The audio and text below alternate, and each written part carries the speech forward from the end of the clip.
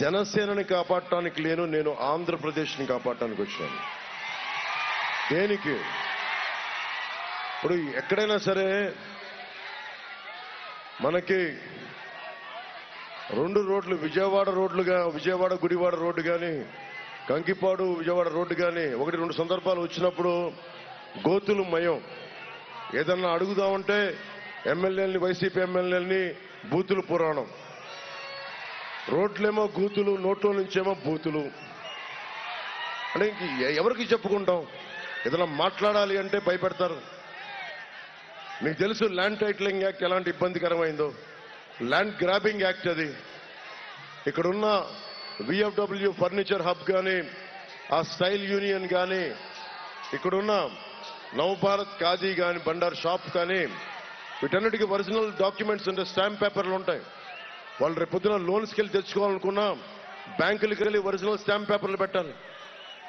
ఇప్పుడు స్టాంప్ పేపర్లు పెట్టడానికి కుదరదు, జెరాక్స్ ముఖాన్ని పడేస్తాడంట. జెరాక్స్ ముఖం ముందేం చేశాడు? పట్టా పుస్తకాల మీద బొమ్మ వేసుకున్నాడు, తర్వాత సరిహద్దుల రాయి మీద బొమ్మ వేసుకున్నాడు.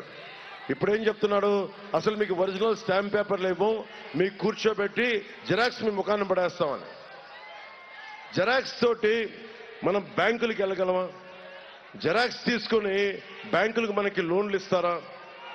ఏదైనా వడ్డీ వ్యాపారాల దగ్గరికి వెళ్ళి, ఫైనాన్షియల్స్ దగ్గరికి వెళ్ళి మనం పెడదామంటే ఎవడన్నా లోన్లు ఇస్తాడా? నేనే అనేక పర్యాయాలు నా ఇంటిని తాకట్టు పెట్టాలంటే ఒరిజినల్ డాక్యుమెంట్స్ ఇచ్చాను నేనే. ఇలాంటి పిచ్చి పనులు చేస్తే ఎలా తట్టుకుంటాం? వైసీపీకి ఇది ముఖ్యంగా టీడీపీ, జనసేన, బీజేపీ మద్దతుదారులు ఎలాగో కదిలి మూవ్ అయిపోయారు వైసీపీ నుంచి. ప్రభుత్వం, కూటమి ప్రభుత్వం వచ్చేస్తుంది. ఎంత మెజారిటీతో వస్తుందనేది ప్రశ్న తప్ప, కూటమి ప్రభుత్వం, తెలుగుదేశం, జనసేన, భారతీయ జనతా పార్టీ కూటమి ప్రభుత్వం వచ్చేస్తుంది. అది ఎంత మెజారిటీ సీట్లు, ఎంత మెజారిటీతో గెలుస్తామన్న ప్రశ్న తప్ప వేరే సందేహం లేదు. ఇది ముఖ్యంగా నేను వైసీపీ మద్దతుదారులు కూడా చెప్తా ఉన్నాం. మీరు జగన్ని మద్దతు పెట్టుకొని భుజాల మీదకి ఎక్కించుకుంటే మీ ఆస్తులకే మోసం వస్తుంది. మేము మీకోసం కూడా సహాయం చేస్తున్నాం. ఇది మా ఒక్కరిది కాదు. ఇది రేపు పొద్దున మీరు ల్యాండ్ గ్రాబింగ్ యాక్ట్, ఇది ల్యాండ్ టైటిలింగ్ యాక్ట్ కాదు, మీ హక్కు తీసే యాక్ట్, మీ హక్కును ఉంచే యాక్ట్ కాదు. ఇది ఎక్కడో నానక్రమం కూడా ప్రైవేట్ కంపెనీలో ఉంటాయి, ఆ సర్వర్లో ఉంటాయి. మీరు చెప్పండి, ఇంకొకసారి కనుక వైసీపీ ప్రభుత్వానికి ఓటేస్తే ఏం చేశారు? మొన్న 2019లో ఓటేస్తే మనకి మద్యపాన నిషేధం అని చెప్పి, ఇందాక దారంతా ప్రభుత్వ మద్యం దుకాణాలు ఎటు వెళ్తాం? మద్యం దుకాణాలు, మద్యాన్ని అమ్మమని చెప్పి నిషేధిస్తామని చెప్పిన వ్యక్తి మద్యాన్ని అమ్ముతా ఉన్నాడు. కూర్చోబెట్టి సిపిఎస్ రద్దు చేస్తామని వ్యక్తి సిపిఎస్ రద్దు చేయలేదు. అలాగే మనకి ఏ మూలకెళ్ళినా రైతులకి సాగునీరు, ఇంటింటికి రక్షిత మంచినీరు ఇస్తానని చెప్పాడు. ఒకవైపు మనకి ఆక్వా సాగు డబ్బులు కావాలి, కానీ మొత్తం విషమయం అయిపోయిన మన నీళ్ళన్నీ రక్షిత మంచినీటి పథకాలు ఉన్నాయి, తీసుకెళ్ళడానికి ఓపిక లేదు.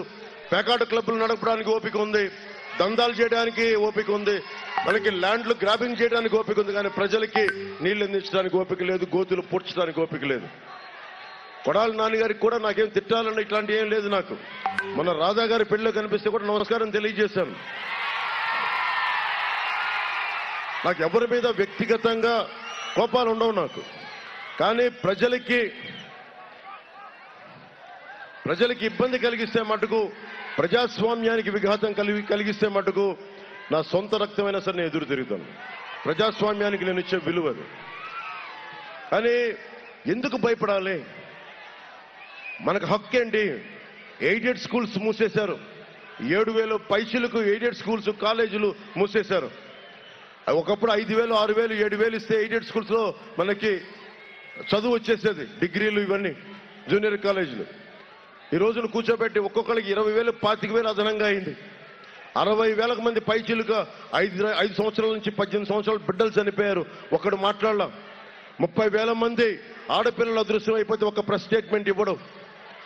దాదాపు 3,000 కౌలు రైతులు చనిపోతే దానికి ఏం చేయరు. ఎక్కడా కనీసం కాలువల్లో పూడికలు కూడా తీయరు. ఎన్ని వేల ఎకరాలు, ఎన్ని లక్షల ఎకరాలు ఒక్కొక్క నియోజకవర్గంలో కేవలం కాలువల్లో పూడికలు తీయక సరైన సాగు జరగట్లేదు. వరి దిగుబడి తగ్గిపోయింది మొట్టమొదటిసారిగా. ఒకప్పుడు తెలంగాణలో వరి లేని తెలంగాణలో వరి అధికంగా ఉంటే ఈ రోజున మనకి దాదాపు 10 నుంచి 12 లక్షల దిగుబడి తగ్గిపోయింది.